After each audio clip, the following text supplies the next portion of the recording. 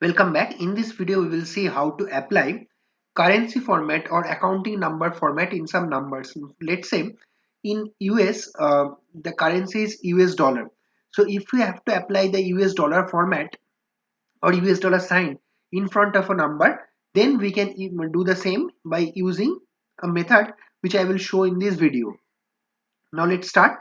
I have already prepared one table having some items, their quantities, cost price, selling price and tax percentage. Now these cost price and sell price are in currency. So if I have to apply the currency format or accounting number format, then I have to select the cells in which I have to change, or if like I want to change the same for all the values in the column. So I'm selecting the whole column. Now I will go to home tab, and in the number, the first option is, you will see accounting number format, and just beside that you will see one drop down. Go to that, and now let's say I want to change it to Indian rupee. I will select the first option, English India. I will select on that.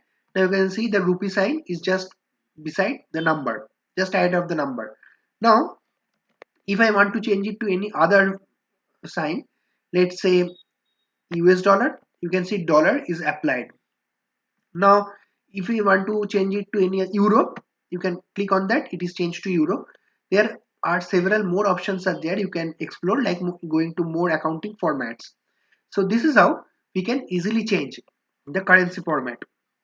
Now if I want to change it to only one cell, like I will select that cell, go here and select English India, rupee sign will be applied. Now I want to put this in US dollar format, then I will select that cell and go here and can apply US dollar. And now I want to change this into euro, again I will go there and select euro. So this is how we can apply currency formats in different cells. So that's it. Thank you.